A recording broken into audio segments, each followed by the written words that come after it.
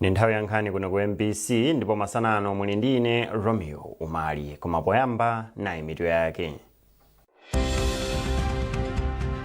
President Chakwera wafika mdziko muno kuchokera ku Tanzania kumene anali nawo pa msonkhano okambirana za mphamvu za magetsi. Mtsogoleri wa dziko lino wasaina mabhilo asanu ndi anayi kukhala malamulo. Unduna wa zantchito watseka kampani yati ya Komfozi komanso mbali ina ya kampani ya Makanthi mboma la Thyolo chifukwa chosatsata malamulo a ntchito.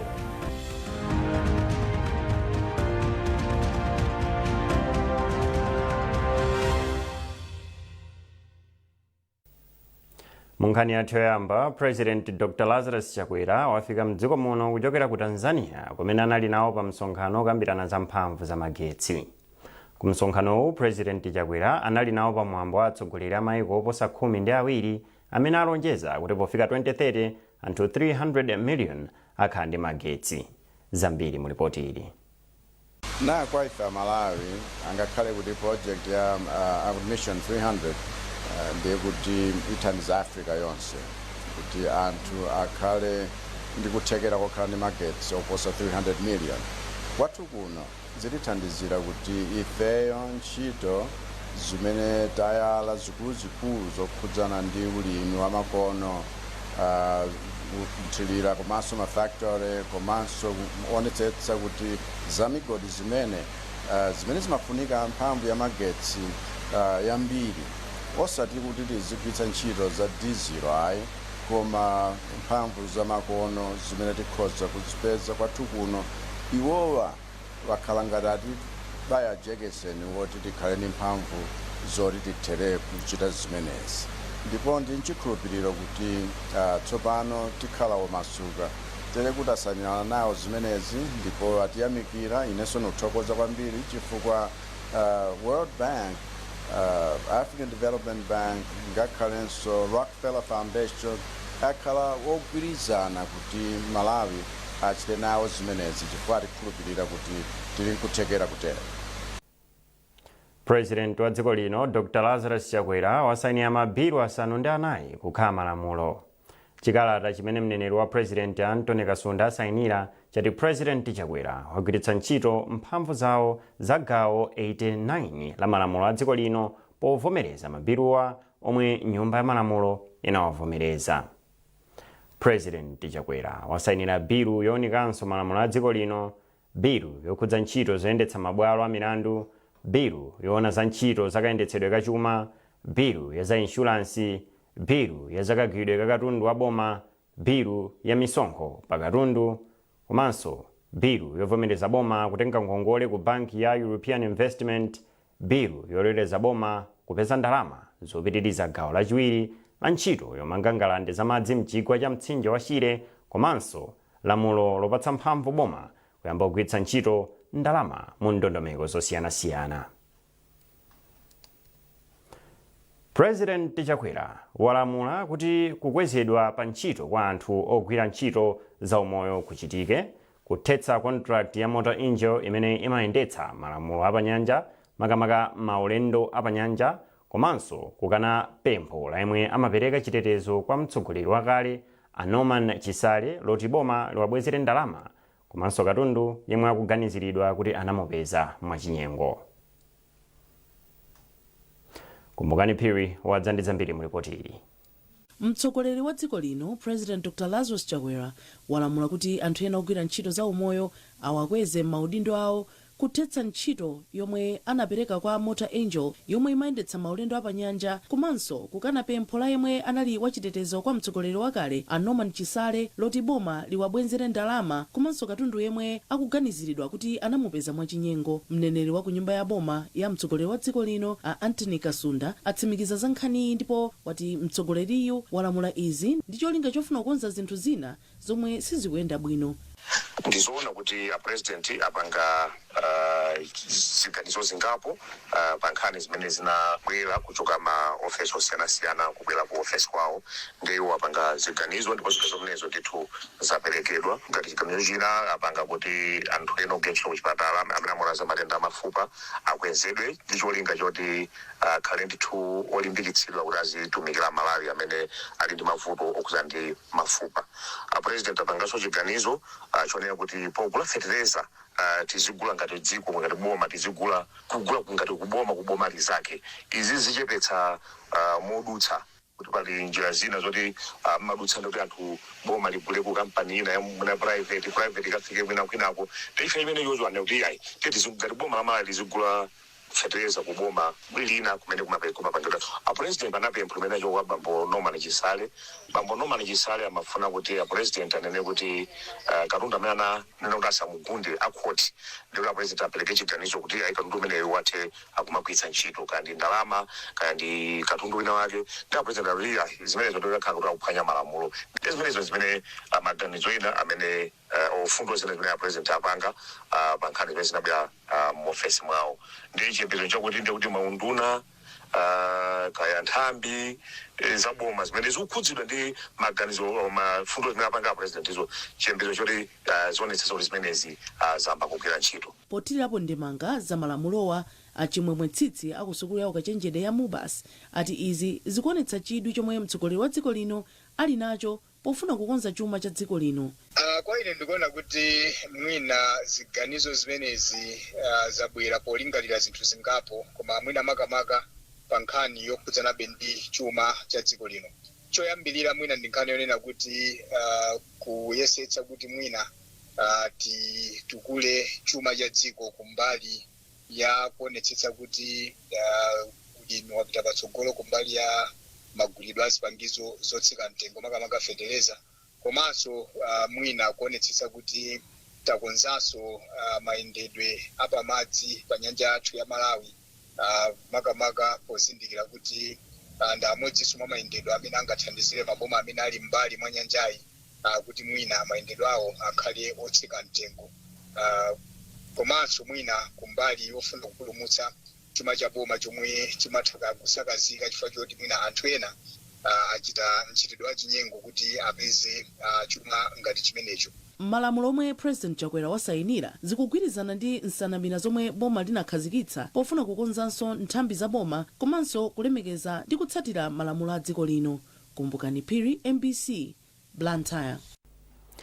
Tibwerere ku nkhani yathu yoyambirira imene tikunena kuti mtsogoleri wa dziko lino anali nawo ku msonkhano okambirana za mphamvu za magetsi chifukwa mtsogoleriyo anati msonkhano umenewu uthandiza kwambiri dziko la Malawi kuti likhale likuchita phindu lalikulu. Dr. Chakwera anena izi ku Dar es Salaam mu dziko la Tanzania pamene amanyamuka kubwerera kuno ku Malawi. Justin Mkweu ali ndi zambiri mu ripoti ili. Dr. Chakwera anafika mu dziko la Tanzania lolemba sabata ino kuti akhale nawo pamwambowu. Pamene anali ku Tanzania, mtsogoleri wa dziko linoyu watsindika kuti dziko la Malawi lili nawo pamayiko amene akufuna anthu 300 million amu Africa akhale ndi magetsi pofika 2030. Kupatulako izi, mtsogoleri wa dziko linoyu anali nawo pamwambo osayinirana ndalama zokwana $300 million zomwe World Bank yapereka ku dziko la Malawi kuti zithandizire kutukula magetsi. Dr. Chakwera analengezanso kuti ayika masomphenya kuti pofika 2030 anthu 70 mwa 100 aliwonse Malawi akhale ali ndi magetsi. Iwo anatsindikanso kuti atsatira mfundo zomwe zakhazikisidwa mu mgwirizano otchedwa Dar es Salaam Energy Declaration. Komanso Dr. Chakwera anali ndi zokambirana ndi mayiko ndi mabungwe osiyanasiyana kuphatikizapo mtsogoleri wa dziko la Zambia Hakainde Hichilema.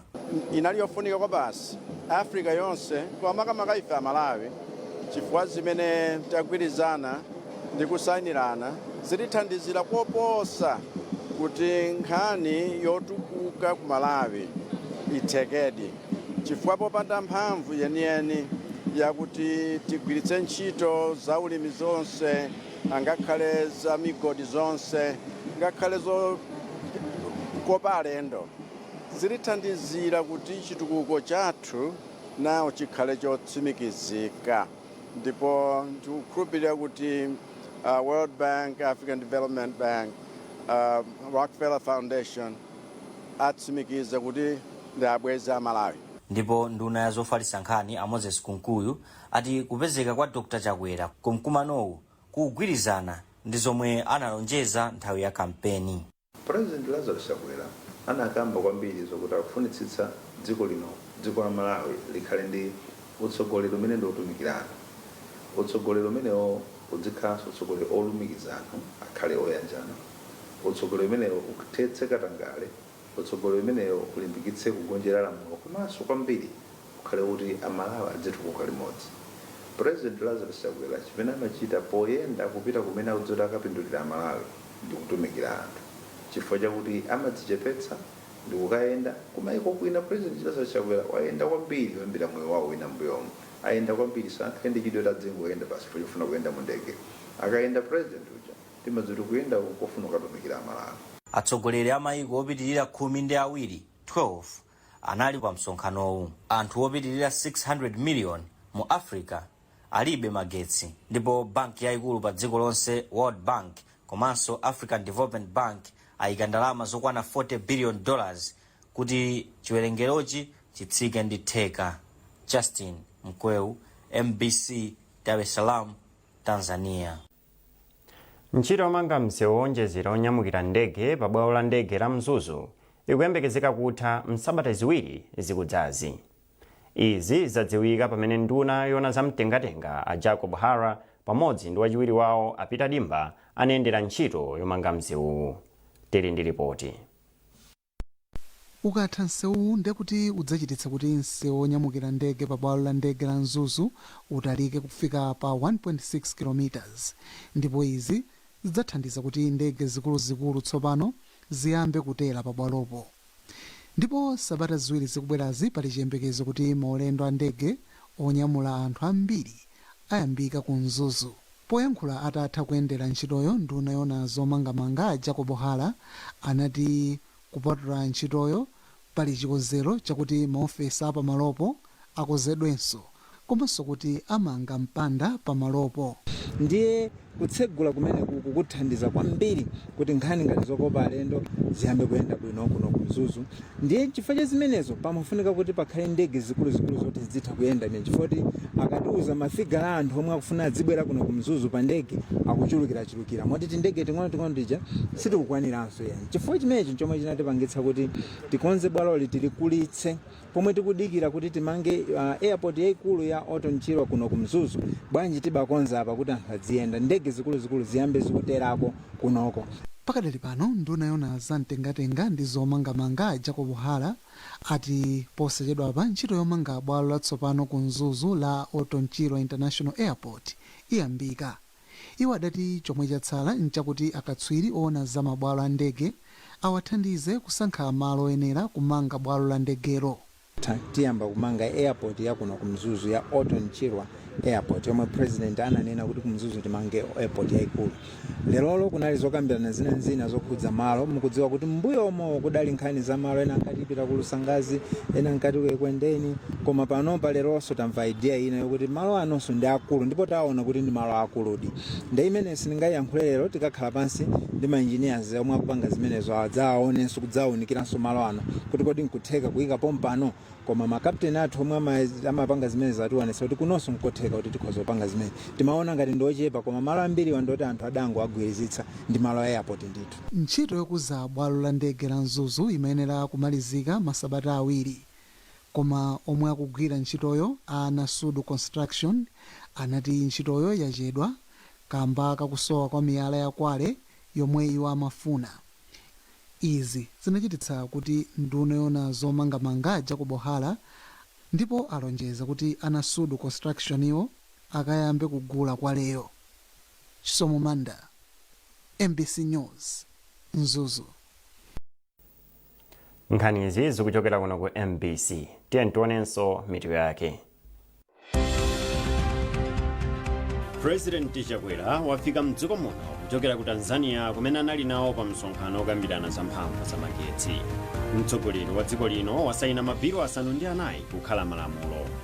Unduna wa zantchito watseka kampani yati ya Komfozi komanso mbali ina ya kampani ya Makanthi mboma la Thyolo chifukwa chosatsata malamulo a ntchito.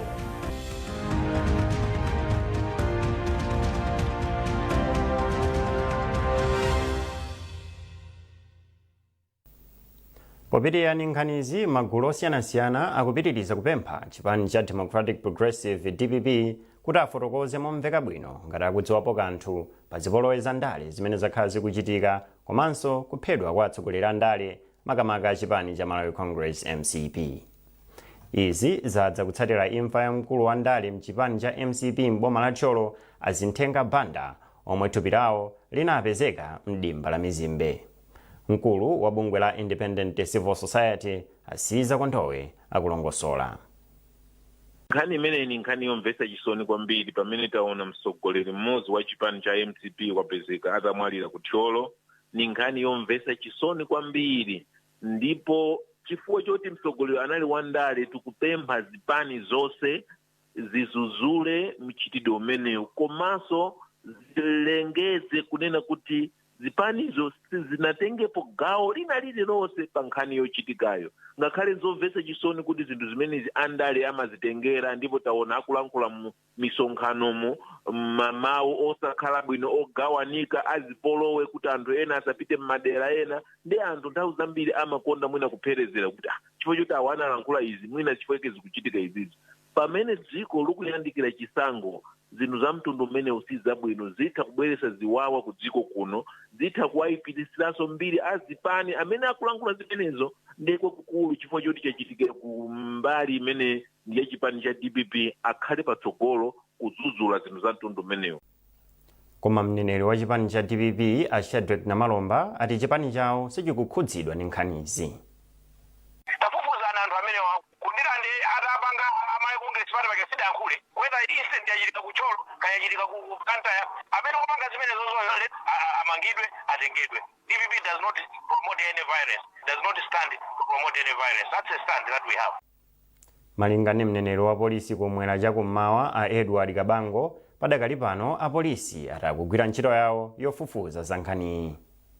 Panopa tikupitirizabe kafukufuku wathu ndipo tadziwa amene tikuwakayikira lina kuti ndi amene apanga za chiwembu za mtundu umenewu, ndipo pakadali pano tili panga china chilichonse kuti tiapeza anthu amene wawa tiagwire. Ndiye malingana ndi achipatala atapima thupi limeneli anapeza kuti malemu anamwalira kufanana kuti natemedwa kunsana zimene zinapangisa kuti abanda awa atisiye. Ndiye panopa chifukwa choti tayamba ntchito yathu tidangopeza thupi limeneli anthu amene wawa tiapeza posachedwa kuti ayankhe mlandu umenewo. Ndi uthenga wa mtundu wanji omwe mungakhale nawo kwa Malawi makamaka ena ali mchikayiko kuti mwina nkhani zonsezi kuchitika mwina pa zifukwa zokusemphana maganizo pa nkhani za ndale? Panopa ndoti tikupanga kafukufuku tikagwira anthu amene wawa kuti tiziwa zifukwa zenizeni zimene anapangira zimene zizi. Ndiye pakadali pano sitingapange conclude kuti ndi zifukwa za ndale kapena ayi. Ndiye komabe tikufuna tingowachenjeza anthu nina kuti pakakhala kuti pali kusamvana kwa mtundu wina uliwonse, pali ndondomeko zimene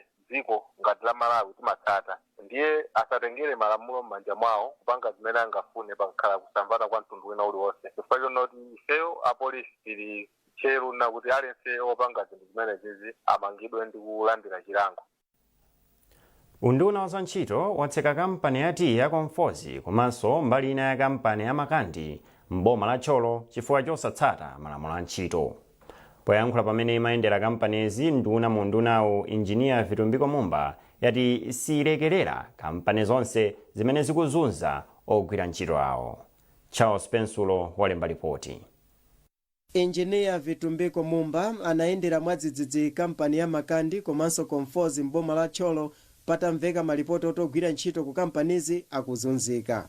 Ndunayi itafika pa kampani ya Makanthi inapeza ogwira ntchito akugwira m'malo omwe siwoyenera kukhalapo munthu. Mwazina Amumba anapeza ogwira ntchito alibe zozitetezera monga nsapato komanso pamalopo panalibe madzi akumwa ukhondo ngakhale zimbuzi. Izi zinachititsa ndunayi kulamula kuti mbali ina ya kampani ayitseke. Atayendera kampani ya Komfozi Tea Estate, Amumba anati zomwe apeza kumeneko ndi mavuto akulu zomwe zachititsa kuti atseke kampani yonseyo. Pali zambiri malipiro maona weti akuti ka 30 kg amalembera 20 kg a 10 kg yo ndi asaka saka ili kuti saka kwa 10 kg ya ka 60 kg amalembera chani 45 kg kubera amalawi akuzunzika ali ndi ana ndaso amena kuti ndikwapempha ma manager awa ekepo umuntu pa ntchito ya kugwira ntchito yawo ekepo umuntu ndi umulungu kuti izizi mungomamba kamaona amakondwa nazo mopo munthu wawo adakhala nawo achibale yawo angamve bwanji wo. Akuluakulu a kampani ya Comforts anati sangayankhulepo pa nkhani pomwe a Joe Palani omwe ndi mmodzi mwa akuluakulu a kampani ya Makandi Tea Estate anayankhula motere. Kubweranso kwa nduna kwatithandizira ndithu ndi mmene atiunikira ndikutilangiza kuti tizikonze ndiye tikonza ndithu within 7 days imene atipatsa. Ndipo wapa mpando wa bungwe lona zati la Tea Association of Malawi Atonda Chinangwa anati akhala pansi ndi makampani komanso anthu okhudzidwa kuti akonze mavuto omwe ndunayi yanena. Ifeyo ngati association ntchito yathu tigwira ndi ma state ma members athu kuti zinthu zimenezo zikonzedwe kenako tipite tikapereke ripoti kwa minister pa zimene zakonzedwaso. Kenako ndunayi inamaliza ulendo wake ndi kuyendera kampani yopanga zakudya ya Moonpath Limited kulimbi mu mzinda wa Blantyre. Ngakhale ndunayi inayamikira akuluakulu a kampani pa nkhani ya ukhondo, Amumba anapemphanso kampaniyo kuti ikonze zinthu zina monga kulipira ogwira ntchito akagwira maola onjezera zomwe ati mbuyomu sizimachitika. Amumba anadzudzulanso mchitidwe omenya ogwira ntchito zomwe anthu pa kampaniyo anadandaula. Charles Pensulo, MBC Cholo. Wairesi yakanema MBC yakhazikitsa katema wake wachiwiri wa 2 on the go pa DSTV. MBC yasunthanso machanelo amene kanema zake zidzooneka pa GoTV komanso DSTV. Malingana mkulu wa MBC ya George Kasagula, kukhazikitsa MBC 2 on the go ndi chinthu chosonyeza kudzipereka kwa MBC kuti ifikire anthu ake onse mosavuta mdziko muno. Akasagula alonjeza kuti MBC ionetsetsa kuti ikubweretsa mapulogalamu apamwamba. Beatrice Mwape wadza ndi ripoti. Malinga ndi Akasagula, MBC yakhazikitsa kanema wa 2 on the go pa DSTV potsatira pempho la anthu omwe akhala akufuna kuonera TV yatsopanoyi koma samayipeza pa DSTV. Pa msonkhano wa atolankhaniwu omwe anachititsa ndi Amati Choice, Akasagula alengezanso kuti kuyambira lero MBC TV1 idzioneka pa nambala 268 pa DSTV ndipo 2 on the go idzioneka pa 269. Kuphatikizapo pa GoTV, MBC TV idzioneka pa channel nambala 15 ndipo 2 on the go idzioneka pa nambala 16. Iyo ati cholinga cha MBC nkuonetsetsa kuti MBC ikufikira magulu onse a anthu kudzera mu mapulogalamu ake. Akasagula ati machanelowa awayika moyandikana ncholinga choti anthu asamavutike kuwapeza akafuna kuonera. Kuti lero zatheka ndifosangalala chifukwa chake nchimodzi nchonena kuti ena anthu mwina ambiri ya Malawi amatenga content yawo pa DSTV. So ngati pamene panalibe 2 on the go ndiye kuti samationa pano kaya kuli mabwana Madison Megazi kaya kuli anthu amidzi kaya kuli chani muno mtauni komanso china ndiye kuti anthu ambiri panopa achepetsa madekoda amene anawo mnyumba mwawo.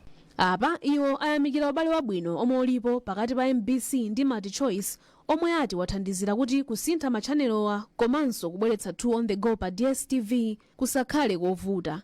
Akasagula atsindika kuti MBC ichita zonse zotheka kuti mapulogalamu ake akhale apamwamba ndi kuti pasakhale mavuto ena aliwonse okhudza makina pomwe akuonetsa makanemawa. Platform ya DSTV ndi platform yaikulu safuna zachibwana. So zinthu ziwiri, choyamba engineering side kodi quality ya signal imene anthu akulandira m'manyumba ndi yabwino. Number 2, content tifuna kuonjezera programming ikhala programming yabwino. Of course focus ndi the youth, sports and entertainment. That's the focus imene tinayo pa 2 on the go. Zimene zofunika kuti tilimbire, we should up our game amatero pa Chingerezi kuti tipereke content kwa anthu onero akamaonera asamene kuti awaso angodesa nthawi adzikhalisa pa 269. Pakadali pano mkulu wa Multi Choice Avres Ziovuchela ati ali ndi chiyembekezo kuti kudzera makanemawa MBC ipititsa patsogolo chikhalidwe cha dziko lino kudzera mapulogalamu ake. Iyo ati kanema wa MBC TV komanso 2 on the go adzipezeka munthu akalipira DSTV komanso GoTV ya mtundu uliwonse. MBC inatsegula wailesi ya kanema yachiwiri ya 2 on the go mchaka cha 2022 ndipo ntchito zake anazikhazikitsa chaka chatha. Beatrice Mwape, MBC Lilongwe. Mkulu wa bungwe la Malawi Communication Regulatory Authority MACRA, Daudi Sulemani, wachenjeza Malawi kuti asiye mchitidwe olemba zinthu zomanyoza anthu ena pa masamba amchezo apa intaneti, pakuti dziko lino linakhazikitsa lamulo lopereka chilango kwa anthu okhudzidwa ndi mchitidwewu. Sulemani anena izi mu mzinda wa Blantyre pamwambo wokumbukira tsiku loteteza uthenga wa anthu amene amakhala makamaka omakhala pa masamba amchezo apa intaneti. Simeon Boyce ali ndi zambiri mu ripoti ili. Cholinga cha mwambowu ndi kudziwitsa anthu za lamulo latsopano loteteza mauthenga komanso zithunzi za anthu zomwe zimayikidwa pa masamba osiyanasiyana apa intaneti komanso za zilango zomwe zilipo ngati munthu akapezeka akuphwanya malamulowa. Polankhula pa mwambowu, mkulu wa bungwe la MACRA Daudi Sulemani ati pali malamulo okhazikika omwe amateteza mauthenga a anthu pa intaneti. Mudziko muno muli malamulo pali lamulo limene limatchedwa Electronic Transaction and Cyber Security Act. Lamulo limene linakhazikitsidwa mu chaka cha 2016. Lamulo limene limaletsa kuti munthu angagwiritse ntchito kompyuta kapena masamba amchezo kunyoza, kupeputsa kapena kufalitsa nkhani zimene zisali zoona. Ndiye anthu angapo pakati pamona kuti amba kumapezeka ndithu akuitanidwa ku polisi, akuitanidwa ku makhoti, chifukwa lino anthu ayamba kuzindikira kuti pali lamulo limeneli ndipo litagwiritsidwa ntchito. Chachiwiri pabweranso lamulo lachiwiri limene likutchedwa kuti Data Protection Act mu chaka cha 2023 ndi chaka cha 2024.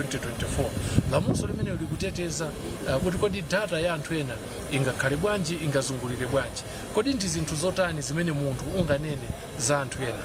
Zinthu zimene zizofunika kuti ife amene tili ndi upangiri kana tili ndi kuthekera kuti tikugwiritsa ntchito masamba amchezo kapena makina intaneti kuti tilengeze china chilichonse tizimvetsetsa kuti kuli lamulo ndipo sikuti china chilichonse chimene tikufuna titha kunena chifukwa lamulo likuletsa. Kutsatira kwa kukhazikitsidwa kwa lamulo loteteza mauthenga a anthu pa intaneti chaka chatha, bungwe la MACRA lati lakhazikitsa nthambi yapaderadera yoyang'ana za izi. Monga mukudziwa MACRA malamulo ayisankha kuti ikhale muchizo kuti Data Protection Authority ndi bungwe lomwe liziyang'anira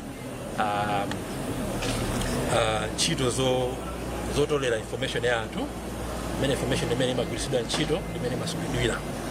Ndiye ngati MACRA ife tizikhala kuyang'anisisa kuti makampani zomwe amatolera information amagwiritsa ntchito information ya anthu, information imene asayipanga abuse, ndipo kuti anthu atetezedwe. Mwambowu omwe mwazina unakhudza sukulu za sekondari mu mzinda wa Blantyre unayamba ndi ulendo wa ndawala ochokera pa chipatala cha Queen Elizabeth Central ndi kukafika ku bwalo za masewero la Kamuzu, komwenso kunali mwambo wa zoyimbayimba. Kuchokera mu mzinda wa Blantyre ndine Simeon Boyce. Bwalo la High Court ku Lilongwe layika pa 5 Machi ngati tsiku limene lidzapitirize kumva mlandu omwe a Leston Muli, mlembi wakale ona za chuma cha boma a Cliff Chiunda, komanso mlembi wakale wa ku ofesi ya President ndi nduna a Lloyd Muhara akuaganizira kuti amafuna kuononga chuma cha boma mokomera iwo.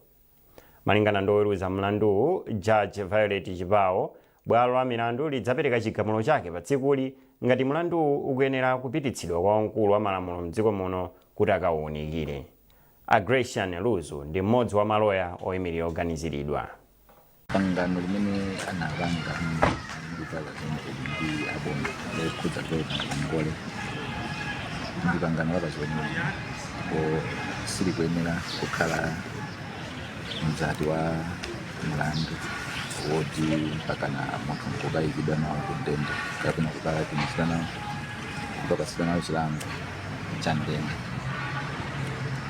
Nchifukwa chake tinapanga bwalo kunena kuti ndipino kunena kuti ajustice Chipao ayipitise nkhani kwa mkulu wa mabwalo a Chief Justice kuti akayiwunikire ndikuyipanga certified kuti iya nkhani zokhudza lamulo la constitution kuti akawunikire zimene kuti munthu kodi angayimbe milandu chifukwa choti amapempha boma kunena kuti alipire ngongole munjira yakuti yokomera iye. Ndipo loya wa mbali ya boma Akamodoni Nyasulu ati anapemphanso bwaloti kuti lilole ngati angonjezera anthu ena awiri pa mndandanda wa anthu oganiziridwa kuphatikizirapo Malemu Gudo Gondwe kuti mlandu upitirire moyenera. Anyasulu anati malinga ndi momwe mlandu ulili, malamulo amati yense okhudzidwa akuyenereka kutchulidwa posatengera kuti alipo kapena ayi. Ndipo pomaliza nkhanizi nayinso mitu yake. President Chakwera wafika mdziko muno kuchokera ku Tanzania kumene anali nawo pa msonkhano okambirana za mphamvu za magetsi. Mtsogoleri wa dziko lino wasayina mabhilo 4 kukhala malamulo. Unduna wa zantchito watseka kampani yati ya Komfozi komanso mbali ina ya kampani ya Makanthi mboma la Thyolo chifukwa chosatsata malamulo a ntchito.